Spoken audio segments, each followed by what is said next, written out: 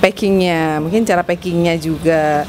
Setelah itu kita di vakum, terus kita sterilin lagi setelah itu. Vakum itu gimana cara vakumnya? Punya nggak tips untuk vakum-vakum terkait dengan makanan kemasan gitu Teh? Mari ngevlog di Kebun Nisen.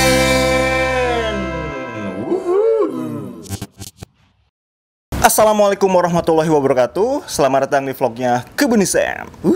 Nah, seperti biasa kita udah bareng salah satu pengusaha yang ada di Karawang nih, dan kita udah bisa lihat di sini produk-produknya. Sebelum menjelaskan produk-produknya, tentu aja kita akan kenalan dulu nih teman-teman. Jadi siapa sih teman-temanku yang berdua di sini? Nah, langsung aja deh kita bombardir dengan pertanyaan-pertanyaan yang pasti teman-teman udah penasaran. Siapa AA dan Teteh di sini? Namanya siapa dan punya bisnis apa nih sekarang? Siapa nih yang mau jawab duluan nih? Saya, oke. Assalamualaikum warahmatullahi wabarakatuh. Saya Yulia Ruza, biasanya dipanggilnya Eza. Udah. Yang ini siapa nih? Kalau ini suami saya namanya Ari Munandar. Oke. Nah, gitu. Saya manggilnya Ari, Akang, karena ini Sunda. Oh iya. Iya. Kang Ari. Kang Ari. Kang Ari dan Teh Yulia. Saya Eza sih biasanya dipanggil. Eza ya. Yes. Kang Saya Ari dan Padang. Eza.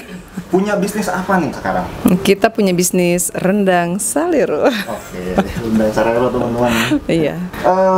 Bisa diceritakan nggak? Ini tuh bisnis rendang itu apa? Apakah hanya rendang aja? Apakah rumah makan Padang kayak gitu atau gimana? Ya untuk saat ini belum ya. Untuk saat ini kita masih rendang kemasan gitu. Kalau untuk rumah makannya sih belum.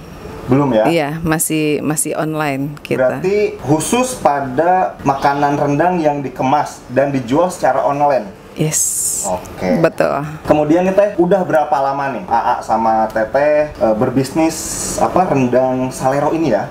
Sebenarnya sih gini ya, ide pertamanya dari suami saya sebenarnya gitu. Jadi mungkin dia aja yang jawab kali ya. Oke, boleh. Oke, terima kasih sebelumnya. Jadi rendang kemasan ini sudah mulai dari akhir 2019. Akhir berarti November Desember nih? Tepatnya di bulan September. Oh, September. Yes, di bulan September. Nah, itu jadi sekitar setahunan. Udah setahun teman-teman. Yeah. Udah lama juga ya, lumayan sih. Tapi lama juga enggak, masih Enggak. 1 tahun gitu ya? Newbie. Oke, udah 1 tahunan. Kenapa nih Akang sama Teteh ini memilih bisnis rendang dalam kemasan? Kenapa nggak langsung buka rumah makan Padang gitu atau makanan yang lain itu makanan Sunda? Kenapa nih? Oke, jadi pada awalnya sih kita berdua pengen sebuah bisnis yang awalnya sih pengen dikerjain di rumah aja. Setelah kita diskusi panjang, kebetulan saya senang makan juga, saya senang masak juga. Sesuai body ya. Yes, Iya, betul. dan kenapa nggak kita buat sebuah produk yang bisa diproduksi di rumah, tapi daya jangkaunya mudah-mudahan bisa lebih luas. Jadi tercetuslah ide untuk membuat sebuah produk rendang kemasan. Iya. Jadi awalnya sih karena pengen di rumah aja, tapi menghasilkan. Oke, itu ya.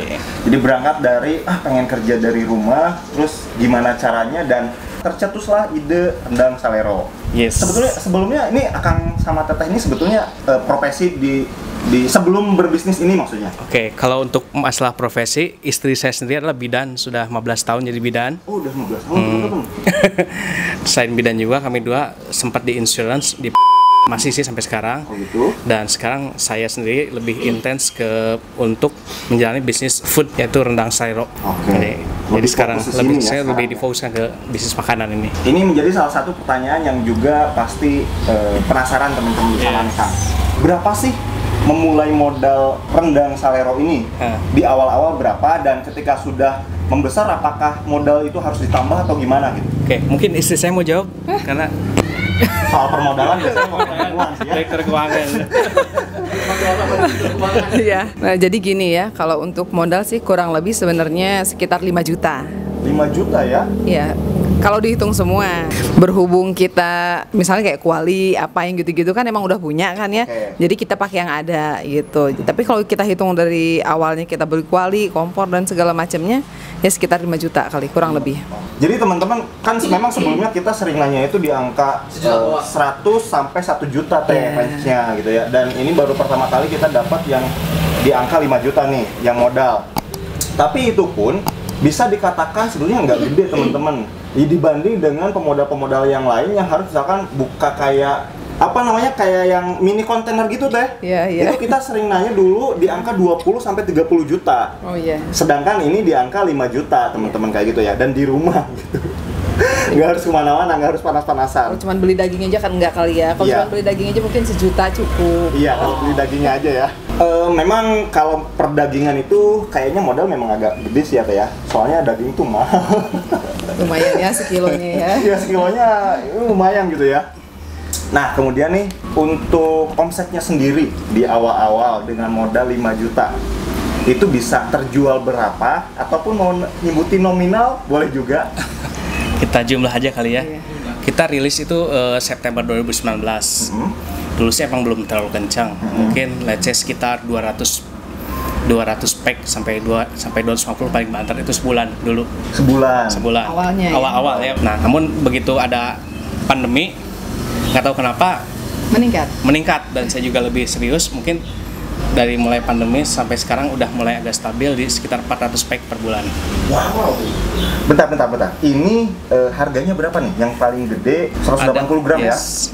ya? Ini berapa? Jadi untuk rendang ekstra pedas itu kita bandol di harga 55.000. 55.000. Nah, yang original ini di harga 50.000. 50.000 dan Yang kemasan ekonomis di harga 25.000 per pack. 25.000. Ya, Dan tadi bisa sampai 400 sebulan. Sebutlah kalau misalkan yang 50.000. Berapa tuh, Dek? Jangan 50.000, 25.000 aja. Oke, yang 25.000-nya deh. Kita hitung yang paling kecilnya ya. 25.000 kali 400. 10 juta. Ayo kita bongkar dulu. Wow. 10 juta ya dari modal 5 juta. 5 juta dan nggak mungkin kan cuman ini doang yang terjual, pasti varian. Dan itu akan lebih dari 10 juta teman-teman. Gimana, tertarik berbisnis? Ayo. Mulai dari sekarang. Kemudian ini ya tantangannya nih. Kan pasti ada tantangan. Kalau tadi kan di awal-awal belum banyak dikenal, kemudian pas masa Covid yang mungkin orang nggak banyak keluar rumah takut dan akhirnya penjualan online meningkat seperti itu ya. Iya. Nah, tapi pasti ada tantangannya dong. Yes. Nah, tantangannya apa nih? Kalau menurut saya sih tantangan lebih ke di konsistensi rasa. Konsistensi rasa. Menjaga sebuah konsistensi emang nggak mudah, ya butuh jam terbang ya. Itu. Terus tantangan yang kedua, saya masih agak sedikit mengalami kesulitan untuk tembus di marketplace.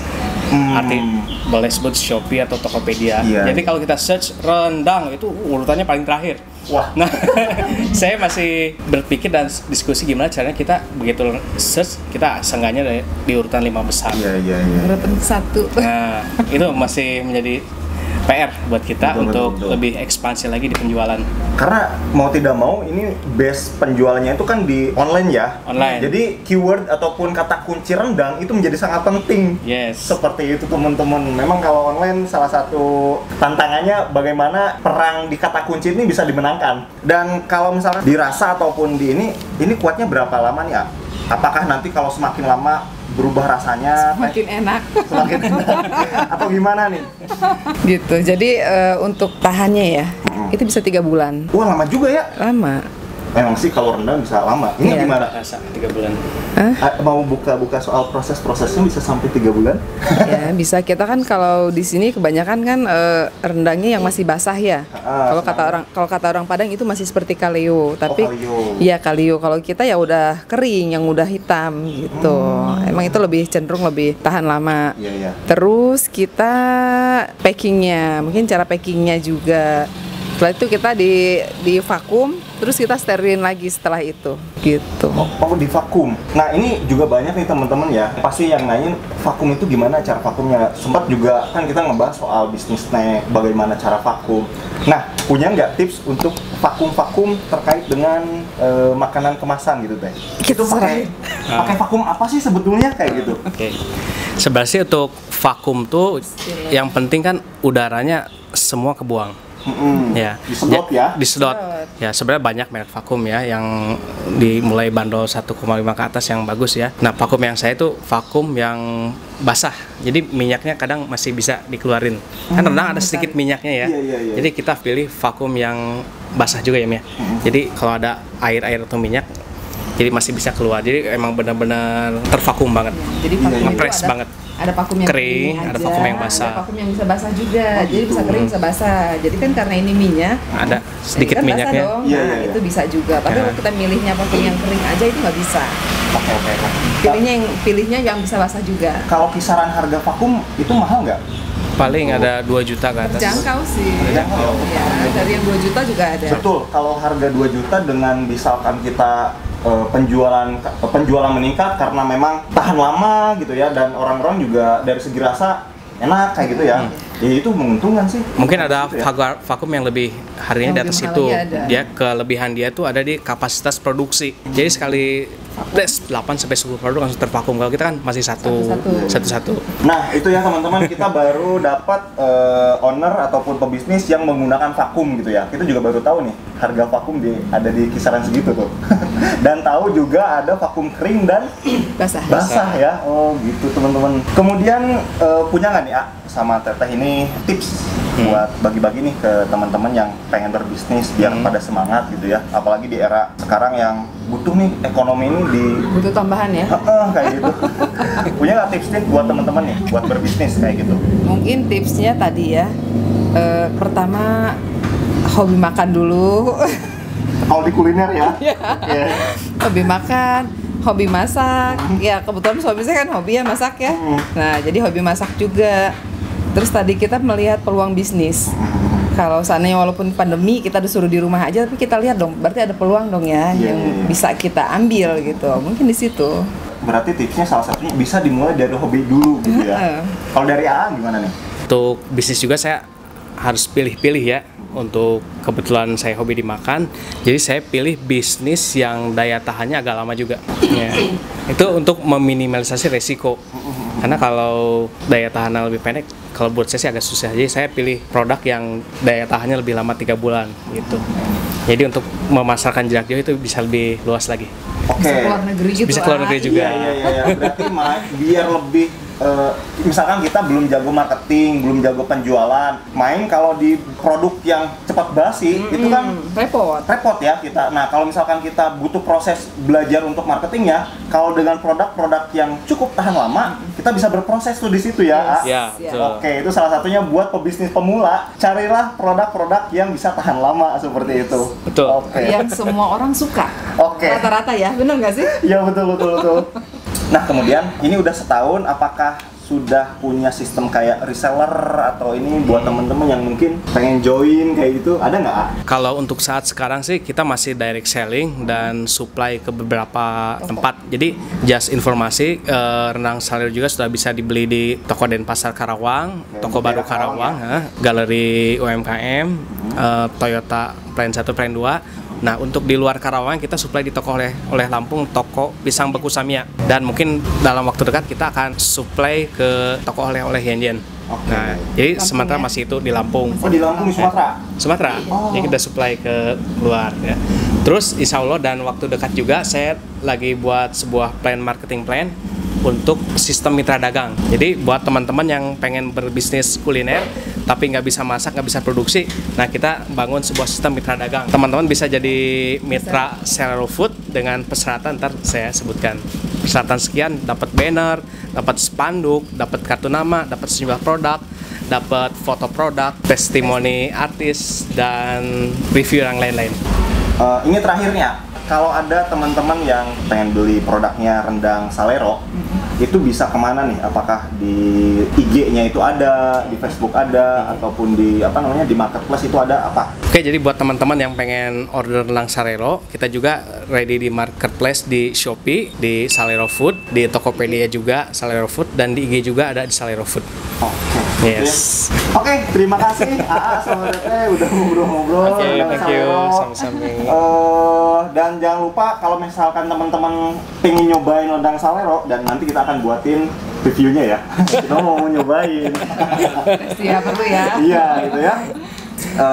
Silahkan langsung hubungi ataupun ya bisa DM Instagram ataupun bisa langsung beli lewat marketplace seperti itu. Yes. Oke, terima kasih. Sampai jumpa di vlog Kebun Desain selanjutnya. Bye bye.